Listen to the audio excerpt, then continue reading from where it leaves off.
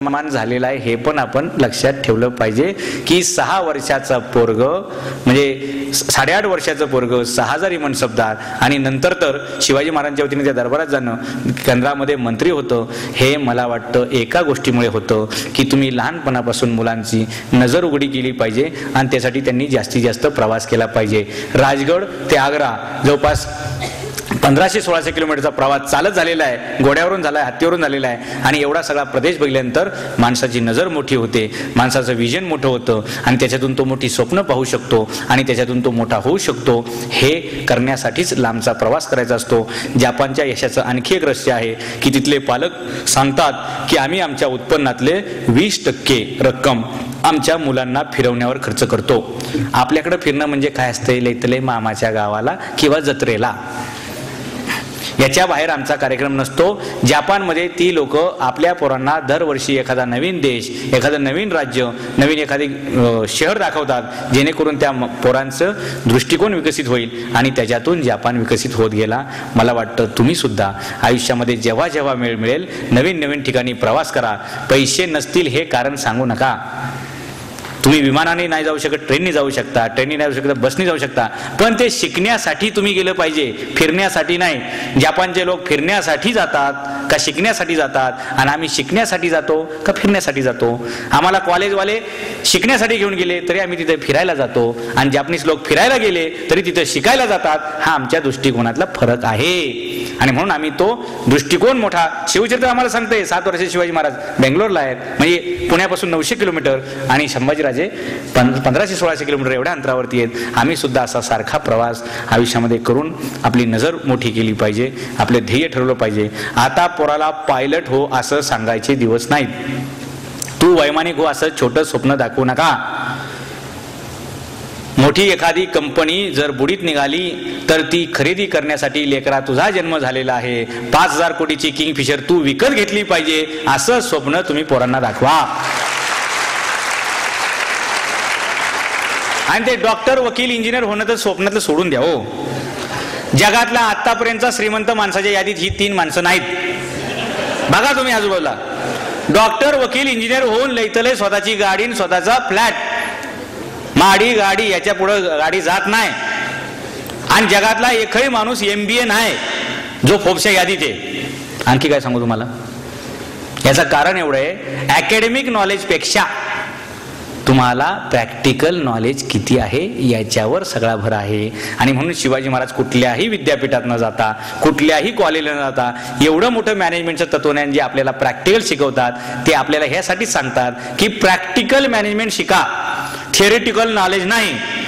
बांगलादेशचे एक प्रोफेसर आहेत मोहम्मद युनिस, ते म्हणले अर्थशास्त्र मी प्रोफेसर झालो, गोल्ड मेडल मिळालं, काय त्याच्यात इंटरेस्ट नाही, प्रॅक्टिकली लोकांना काय करता येईल म्हणून त्या माणसाने छोटे छोटे बचत गट सुरू केले आणि बांगलादेश स्वयंपूर्णतेकडे नेला. एक प्रोफेसर प्रॅक्टिकल इकॉनॉमिक ज्यावेळी बघतो एका देशाचं चित्र बदलू शकतो. ही बचत गटाची संकल्पना जिजाऊ साहेबांनी 16व्या शतकात महाराष्ट्रात अंमलात आणली होती आणि म्हणून महिलांचा विकास झाला होता. तुम्ही म्हणताल तुम्ही इतिहासकार आहे, पुरावा द्या. कारण शहाणी माणसं पुरावा विचारतात. जसं शिवाजी महाराजांनी पुरावा ठेवून गेले तसा पुरावा दिला पाहिजे.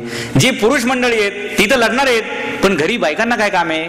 मग त्या तलवारींच्या मुठी बनवणं, घोड्यांचे ते लगाम बनवणं किंवा सैनिकांसाठी लागणाऱ्या ज्या छोट्या मोठ्या इतर गोष्टी आहेत, जसं भीमथडी जत्रेमध्ये आपल्याला मिळतं वेगवेगळ्या पॅकेजिंग केलेल्या वस्तू, तसं त्या सैनिकांसाठी लागणार आहे. अगदी तुम्हाला सांगतो त्या काळात बंदूक ही नवीन हत्यार होतं, पण त्या बंदूक म्हणजे एवढी लांब लचक नळी असायची, ती साफ करणं, त्याच्यामध्ये ते दारू भरणं, ती पेटी तयार करणं, ही सगळी कामं घरामध्ये महिला करायच्या. आणि पुढे लढाईसाठीची रसद, म्हणजे कुठल्याही युद्धाचा हा नियम आहे की जेव्हा आर्मी पुढे मूव्ह होते त्यावेळी पाठीमागून सप्लाय असली पाहिजे, आर्म्स, ॲम्युनिशन्स आणि फूड ग्रेन्स, आणि हे सगळं काम महिला करायच्या. याचा आणखी पुढे एक पुरावा दिला पाहिजे. म्हणजे हे फक्त प्रोडक्शन झालं, त्याचे मार्केटिंग कुठे आहे? तर ते मार्केटिंग तुम्हाला सांगतो, छत्रपती राजाराम महाराजांच्या मृत्यूनंतर सुद्धा औरंगजेब इथे होता आणि 27 वर्षे तो संघर्ष चालला. ताराबाईंच्या फौजेमध्ये सगळ्या महिलाच होत्या, तर औरंगजेबाला मराठ्यांनी मारलेले नाही, मराठ्यांच्या बायांनी मारलेले, हा इतिहास आहे. आमच्या महिला किती समर्थ असतील, आमच्या महिला किती सक्षम असतील की ताराबाई पहिल्या छत्रपती आहेत बरं का, म्हणजे छत्रपती फक्त पुरुषच असतो असं नाही, ताराबाई सुद्धा छत्रपती, महिला छत्रपती, म्हणजे आणि त्याचाच इतिहास म्हणून मला वाटतं पुढे प्रतिभाताई राष्ट्रपती. इकडं छत्रपती तिकडं राष्ट्रपती, महिला सुद्धा हे करू शकतात, बरोबर. तर महिलांनी मिळून औरंगजेबाला एवढा तोंड घशी पाडलेला की तो बिचारा मेला कंगाल होऊन. ते हे कशामुळे की फक्त पुरुषांचा विकास केला, त्यांना मॅनेजमेंट शिकवलं असं नाही, तर महिलांमध्ये सुद्धा ते गुणवत्ता उतरवली गेली. आणि म्हणून असं कधीच झालं नाही की शिवाजी महाराजांच्या फौजीची लढाई चालू तिकडे राहिली आणि इकडे गाव लुटला गेला, अजिबात नाही. तिकडे लढाई चालू आहे पण इथे गावात एकही मुघल सैनिक घुसू शकत नाही, आणि घुसला तरी तो मार खाल्ल्याशिवाय परत जाऊ शकत नाही, एवढी व्यवस्था आहे. काय असेल म्हणजे 18 महिने शिवाजी महाराज फौजेसकट बाहेर आहेत आणि स्वराज्यात एकही गाव त्यांना सापडत नाही, एकही किल्ला सापडत नाही. आणि आणखी तुम्हाला सांगतो काय मॅनेजमेंट हा माणूस शिकून गेला असेल. मला वाटतं वेळेचं काय बंधन, मी तर तिथे मोबाईल ठेवलाय, तुम्ही जोपर्यंत उठत नाही तोपर्यंत मी काय खाली बसत नाही, चालू द्या का. बघा असं असतं ताई, म्हणजे आवडीचा विषय मनापासून सांगितला तर लोक एवढी दाद देऊ शकतात, पण उगाच काहीतरीच विषय कसता इथं ते लोक मग फिरतात, कोणी आणलं असेल ना, कुठून रेफरन्स मिळाला पर याचा आता सुट्टीच नाही वाटतं. तसं नाही, आवडीचं काम मनापासून करायचं, श्रीमंत होण्याचा, यशस्वी होण्याचा एकमेव मार्ग आहे. जबरदस्तीनं लादलेलं तुम्ही काम करायचं नाही. 3 इडियट्स पिक्चरची कॉपी 30 डायरेक्टर प्रोड्युसर लोकांनी फेकून दिली ती, पण एक पठ्ठा असा निघाला तो म्हणला मला काहीतरी दम दिसतोय. लोक म्हणले काय 3 मूर्ख आणि त्याच्यावर पिक्चर, शहाणा माणूस काढू शकतो का. एक मूर्ख काढायला गेला आणि त्यांनी 300 कोटीचा गल्ला एकाच महिन्यात कमवला. 3 इडियट पिक्चरचं मी सांगतोय. आता आमची लोक एवढी चालू आहेत की त्या 3 इडियट वरती लगेच रिमेक करायचा आणि 4th इडियट काढायचा. हा खरा 4th इडियट आहे. तो पिक्चर आला कधी आणि गेला कधी डाबऱ्यात कोणालाच कळलं नाही. म्हणून जग यशस्वी कधी करतं तुम्हाला, तुम्ही नवीन कल्पना राबवता तेव्हा. नवीन संकल्पना तुम्ही डोक्यात घ्या, जग तुम्हाला डोक्यावर घेतं. आता मला परत मॅनेजमेंटकडे यावं लागेल, मग मी तुम्हाला सांगतो. मॅनेजमेंटमध्ये इनिशिएटिव्ह नावाचं एक तत्वज्ञान आहे. इनिशिएटिव्ह म्हणजे पुढाकार घ्या. पुढाकार घ्या म्हणजे काय, नवीन गोष्टी जन्माला आणल्या पाहिजेत, नवीन गोष्टीची अंमलबजावणी केली पाहिजे. एक थोडं उदाहरण सांगून पुढे जातो. आयुष्यात जगात कोणीही वाघनखं वापरली नव्हती, शिवाजी महाराजांनी पहिल्यांदा वापरली आणि शेवटचीच वापरली. म्हणजे कॉपीराईट एकट्याकडेच आहे, दुसऱ्या कोणाला गरज पडली नाही. कशासाठी वापरलं तुम्ही म्हणताल ना, ते अफजल खानाला मारायला, अजिबात नाही. शिवाजी महाराजांना अफजल खानाला मारण्यासाठी वाघनखाची गरज नव्हती. जसं मी चिलखत घातलेलं आहे तसं अफजल खानाने पण चिलखत घातलेलं असेल तर ते पहिलं चिलखत मला फाडावं लागेल, आणि चिलखत फाटलं तर मला कट्यारीचा उपयोग करता येईल. बिचवा पण त्याला म्हणतात. त्याचा बिचवा म्हणजे दोन्ही बाजून त्याला धार असते. इथं लपवलं होतं महाराजांनी. म्हणजे मायक्रो वेपनचे जनक जर कोण असतील तर आमचे शिवाजी महाराज आहेत. एवढा मोठा माणूस मारायला एवढं छोटंसं हत्यार. तुम्ही जर पहिला कॉम्प्युटर बघितला ना जगात बनवलेला, असा मोठा टेम्पो एवढा, त्याचं एवढं टेम्परेचर की तिथं बसणारा माणूस आंघोळ करायची गरज नाही, घामानीच उपळून निघायचा. आणि आता तुमच्या टेबलावर जो कॉम्प्युटर आहे तो किती मोठा आहे, एकदम छोटा. त्याला म्हणतो आपण मायक्रो, बरोबर ना. 300 किलोचा अफजल खान, 6.5 फूट उंचीचा अफजल खान मारायला शिवाजी महाराजांनी 6.5 फुटाची तलवार तरी वापरायला पाहिजे, 3 इंचाचं वाघनख आणि 5.5 इंचाचं बिचवा वापरलाय. काय मायक्रो टेक्नॉलॉजी असेल. मोठ्यात मोठा प्रश्न छोट्या पद्धतीने सॉल्व्ह होऊ शकतो. आमच्याकडे मात्र छोटे प्रश्न आम्हाला खूप मोठे वाटतात, आणि महाराज मोठे प्रश्न असे छोट्या फ्रॅक्शन करून सॉल्व्ह करून टाकतात. तर त्यांनी चिलखत घातला असेल तर ते चिलखत मला पहिलं फाडावं लागेल. म्हणजे प्रश्नाचं पहिलं आम्हाला आकलन करावं लागेल की प्रश्न आहे काय, आणि मग ते चिलखत फाडल्यानंतर, कारण तुम्ही चिलखत असताना कुठलाही वार करा त्या माणसाला काय होऊ शकत नाही. ते चिलखत फाडण्यासाठी शिवाजी महाराजांनी वाघनख वापरली. सुदैव बघा किती आहे, प्रेझेन्स ऑफ माइंड किती आहे बघा. शिवाजी महाराज चिलखत घालतायत पण शिवाजी महाराज मला घाबरलेत. काय कालचं पोरग आहे, त्याला नुसतं असं फिरवून टाकतो, असा विचार करण्याचे डिपट गुल होतात. हे अफजल खानाकडे बघून सांगतो. त्यांनी चिलखत घातलं नाही, तो म्हणला काय जायचंय भेटायचंय. शिवाजी असं सापडला की असं फक्त मुंडकं पिळायचं. 300 किलोचा माणूस आहे, असा बॉडी बिल्डर एकदम. शिवाजी महाराजांना अख्खं उचलून आपटू शकतो एवढ्या ताकदीचा माणूस आहे. आणि महाराजांचं वजन किती, 72 किलो. हा 300 किलो, म्हणजे त्याला किती वेळ लागला असता. एक लहान पोरगं उचलून आपण आपटतो एवढाच कार्यक्रम होता, म्हणून त्यांनी चिलखत घातलं नाही. पण ती मूर्ती लहान, कीर्ती किती मोठी झाली. अफजल खान 1/2 पीस मध्ये. म्हणून डॉक्टर लोक सर्जरी करताना मध्येच कैची बिची विसरतात पोटात. महाराजांनी तशी जागाच ठेवली नाही. डायरेक्ट ट्रान्सप्लांट, किडनी बिडनी करतात की नाही ट्रान्सप्लांट, तसं 1/2 करून टाकलेले. हे इनिशिएटिव्ह जगाच्या पाठीवर कुणी वाघनख वापरली नव्हती, महाराजांनी वापरली. महाराजांना हे कशातून कळलं, तानाजी मालुसरे घोरपड लावून चढला होता का डोंजेच्या कडा शेंगड जिंकण्यासाठी? अजिबात नाही. ह्या इतिहासातल्या दंतकथा आहेत. अहो इथं माणसांना माणूस बनवता येणं अवघड आहे, तिथं हे घोरपड. यशवंती वर जा. ती गेली, ती स्टुडंट होती का? खाली आहे, खाली आली. ती काय मशीन होती का? स्टार्ट स्टार्ट ऑफ ऑफ असं काय नाही. लोकांनी त्या अशा दंतकथा काय काय काय काय बनवून ठेवलेत आणि त्यात इतिहासाचं वाटूळ आहे. म्हणजे दैववादाकडे आमचा कल जास्त. खरं शिवचेत आम्हाला कर्मवाद शिकवतं आणि हे आम्हाला दैवत शिकवतात. तर हे सगळे मावळे त्या हातामध्ये ती वाघनख घालून वर जायचे. म्हणजे वाघनख हे रॅपलिंगसाठी वापरली जाणारी वस्तू आहे. ते वापरून ते वर गेलेले आहेत आणि महाराज याचा विचार करतायत की जर ते वाघनख त्या खडकामध्ये सुद्धा ग्रीप घेऊ शकतं तर याच वाघनखाचा उपयोग करून अफजल खानाचं चिलखत तोडता येऊ शकतं. आणि म्हणून महाराज आयुष्यात पहिल्यांदा वाघनखाचा प्रयोग करतात, यशस्वी होतात. तुम्हाला सुद्धा आयुष्यात असे बेकारीचे, गरिबीचे, समस्येचे अफजल खान फाडायचे असतील तर असा नव्याने विचार करून अशी वाघनख सोबत घ्यावी लागतील. माणसं फाडण्यासाठी नाही, माणसं उभी करण्यासाठी. अफजल खान हे संकट होतं. दुसरं तुम्हाला सांगतो, इनिशिएटिव्ह पुढाकार घेतला पाहिजे. म्हणजे सगळं मलाच कळतं, बाकीच्यांना कोणाला काहीच कळत नाही, असं कधी असतं का? जगाला बरंच काही कळत असतं, ते आपल्याला कळत नसतं. आपण जगाला शहाणपणा शिकवतो. तुम्हाला काय कळत नाही, तुला काय कळतं पहिले हे बघ. बरोबर?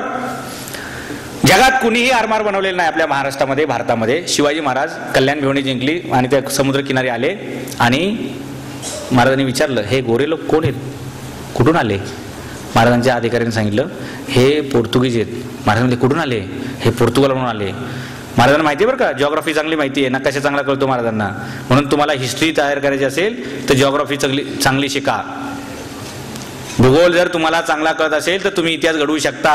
भूगोल चांगला कळला नाही तर तुमचा इतिहास बर्बाद होऊ शकतो. सम्राट नेपोलियन मार खाल्ला, भूगोलाचं अज्ञान. हिटलर रशियामध्ये पराभूत व्हायची वेळ आली, भूगोलाचं अज्ञान. अलेक्झांडर द ग्रेट इथे हिंदुस्थानी लोकांनी तांगडून तांगडून मारला, बेबोलियन पर्यंत पोहोचू शकला नाही, भूगोलाचं अज्ञान. पाऊस कधी पडतो, बर्फ कधी पडतं, थंडी कधी पडते हे कळत नाही. पेशव्यांना पण कळलं नाही, म्हणून 1.25 लाख लोक फुकटात मारून टाकली तिकडे. निसर्गाचं ज्ञान पाहिजे, भूगोलाचं ज्ञान, तर तुम्ही इतिहास बनवू शकता. मला हे सांगायचे, आरमार बनवण्याचा प्रसंग आला. हे कुठून आले? पोर्तुगीज. म्हणे पोर्तुगालमधून आले. कसे आले? तर म्हणे नावातून आले. महाराज म्हणले, मग आपण सुद्धा पोर्तुगालला जाऊ शकतो. कशातून? जहाजातून. चला जहाज बनवून घेऊया. आणि महाराजांनी देशातलं पहिलं स्वदेशी आरमार बनवलं. ते पोर्तुगीज दिसले नसते तर आरमार बनलं नसतं. आता आम्हाला सुद्धा जपानची, अमेरिकेची माणसं दिसतात.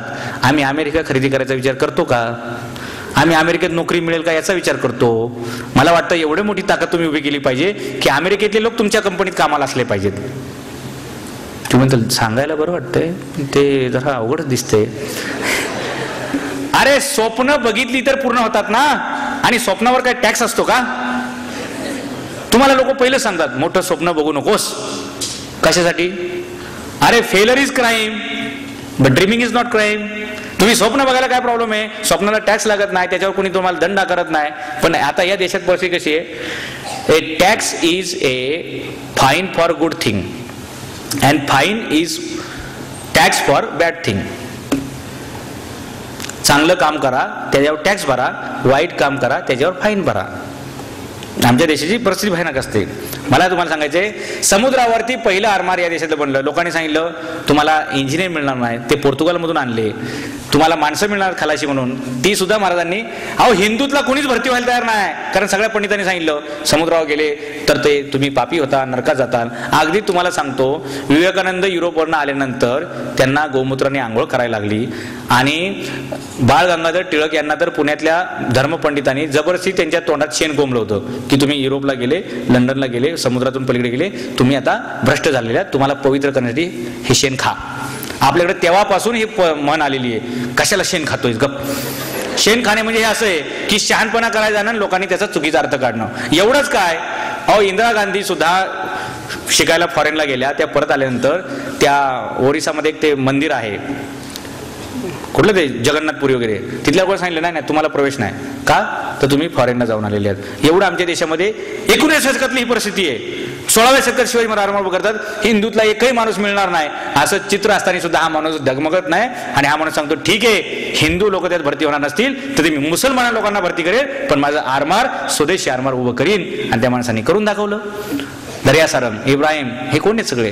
हे मुस्लिम आहेत. भंडारी, परब, गावित वगैरे सगळे अशी लोक आहेत आरमारातली.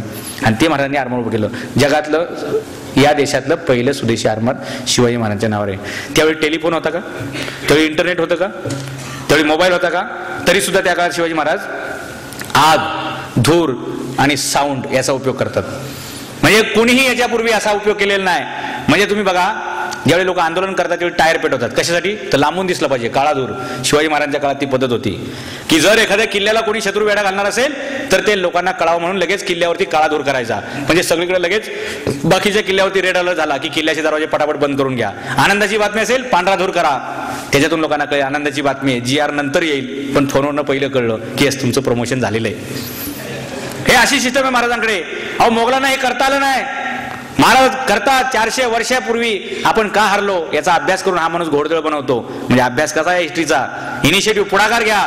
त्यापूर्वी इथे या देशामध्ये पायदळाची पद्धत असायची आणि ते घोड्यावरून लढायचे आणि हे पायदळातून. आता पाठलाग करता येईल का? मग महाराजांनी घोडदळ पहिलं बनवलं. 60% घोडदळ, 40% पायदळ. आणि म्हणून मोगलांना मात देता आली. मोगल म्हणजे मल्टीनॅशनल कंपनी आहे. त्या मल्टीनॅशनल कंपनीला महाराजांनी मातीत मिळवलं ह्या इनिशिएटिव्ह या तत्वामुळे की तुम्ही नवीन गोष्टी शिकल्या पाहिजेत. आणि एवढंच नाही तर महाराजांनी हत्यारं सुद्धा बनवून घेतली. म्हणजे एक इनिशिएटिव्ह एवढं तत्वज्ञान सांगून मी संपवतो बरं का, कारण मला अपेक्षा आहे वेळ 8:30च्या पुढे गेला असेल. त्या काळामध्ये मराठ्यांच्या तलवारी वाकड्या असायच्या.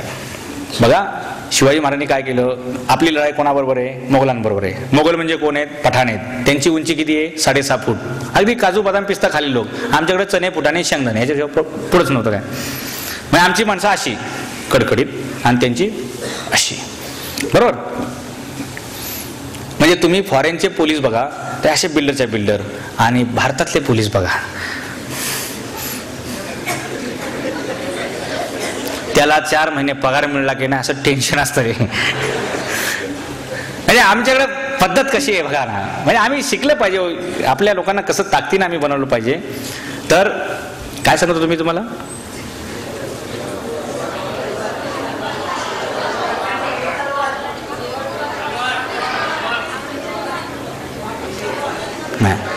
तुमच्यापैकी किती लोक जागे आहेत हे बघण्यासाठी मी विचारलं. किती वाकडे लोक सरळ करता येतील असा माझ्यातला विषय होता.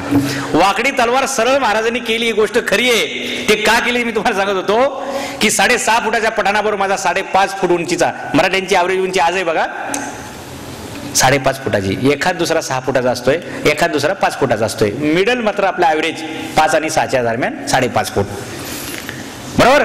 आता हा 5.5 फुटाचा माणूस 6.5 फुटाच्या माणसावर लढाई करेल. दोघं समजा 5 फुटावर असतील तर पहिली तलवार कोणाची कोणाला लागेल? ज्याचा लांब उंची जास्त, त्याचा हात लांब, त्याची तलवार याच्या छातीतून आरपार होईल. आणि मराठ्यांनी तलवार किती चालवली तर 1 फुटावरच असे हवेतच, तो मरेल का समोरचा? बरं, उलट असं बरं का की ते चिलखत घालून लढायचे आणि मराठ्यांकडे चिलखत नसायचं, म्हणून मराठ्यांचं मरण्याचं प्रमाण जास्त असायचं. तर महाराजांनी ते चिलखत पण दिलं, पण पुढची व्यवस्था पाहिजे की त्याची तलवार याच्या छाताडात घुसण्या अगोदर याची तलवार त्याच्या छातीत आरपार झाली पाहिजे. मग काय करायचं तर महाराजांनी ज्या वाकड्या तलवारी होत्या ना, शहाजीराजांच्या काळातल्या तलवारी बघा, महाराजांचं राज्य सुरू होण्याच्या अगोदरच्या तलवारी बघा, त्या वाकड्यात अशा वक्र आहे. पण महाराजांच्या काळातल्या तलवारी सगळ्या सरळ आहेत. जी तलवार 3.5 फुटाची होती ती शिवाजी महाराजांनी तलवार 4.5 फुटाची केली.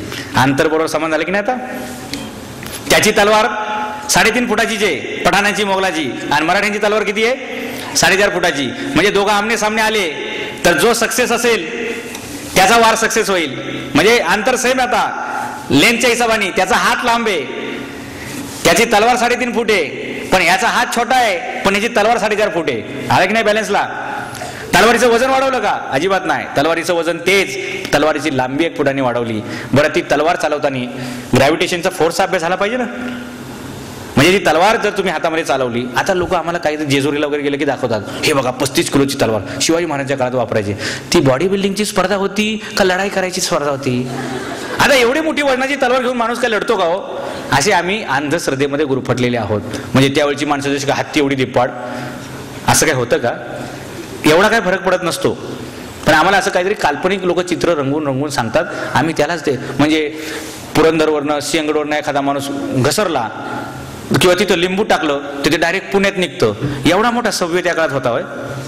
काहीतरी लोक गप्पा गोष्टींनी ते भूत खेत वगैरे असलं काय काय काय. तिथे व्हेंटिलेशन पाहिजे की नाही? तिथे माणूस मरेल ना आतून चालायचं म्हटल्यानंतर. एवढ्या लांब लांब त्यांच्या त्या गुफा वगैरे, त्यावेळी ते डायनामाइट पण नव्हतं की एवढा मोठा बोगदा बनवा. आणि ते कशासाठी बनवा ह्याचं काही प्रयोजन आहे का नाही? गुप्त मार्ग असतो तो लई 500 मीटर पर्यंत असतो. म्हणजे त्या किल्ल्यातून त्या वाड्यातून बाहेर पडायला एक कुठेतरी आडवणात एक छोटासा दरवाजा असतो, त्याला म्हणतात भुयार. त्या आमच्याकडे काहीतरी भलत्याच कल्पना लोक आम्हाला सांगत असतात. महाराजांनी त्या तलवारी तर लांब केल्या, पण तलवार लांब केल्यानंतर ग्रॅव्हिटेशन फोर्सच्या रूलनुसार हातावर वजन वाढतं. मग ते वजनाचं बॅलन्स व्हावं म्हणून शिवाजी महाराजांनी तलवारीला मूठ जी असते पाठी ती 6 इंचाची लावली. बघा, तलवारीचं पुढचं वजन हातावर येतंय म्हणून पाठीमागे गज लावला महाराजांनी 6 इंचाचा. म्हणजे काय होतंय, ग्रॅव्हिटेशन फोर्सनुसार ते वजन बॅलन्स होते आणि म्हणून ती तलवार अशी सॉफ्टली तासनतास चालू शकते. पुरावा, आपण विद्यार्थी आहे, वक्ता एखादा काय बोलला तर विश्वास ठेवायचा नाही, त्याचा पुरावा तपासला पाहिजे. प्रत्येक गोष्ट ऐकली म्हणजे खरी असते असं नाही, तपासून बघायची. महाराज घोडखिंडीमध्ये 300 मावळ्यांना सोडतात, सकाळी 8 ते संध्याकाळी 6 पर्यंत हे लढतात.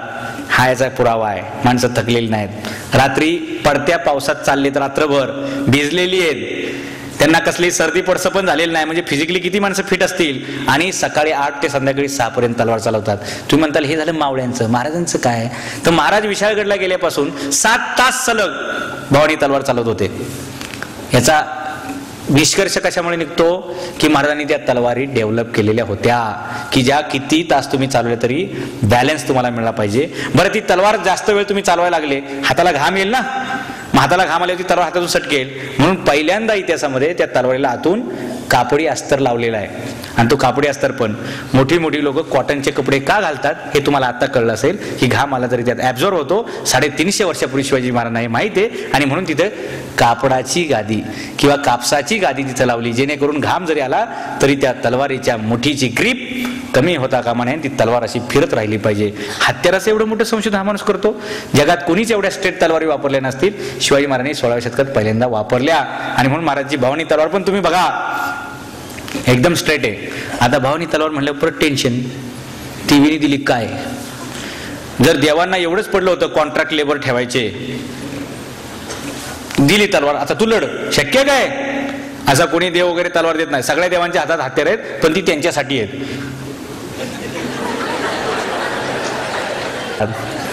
हार्ड ड्रिंक पितात, हॉट पितात, कोल्ड पितात, बऱ्याचदा नको तेच पितात. जेव्हा जगायची अपेक्षा नसते तेव्हा हे उद्योग करतात आणि जेव्हा शरीर खिळखिळ होतं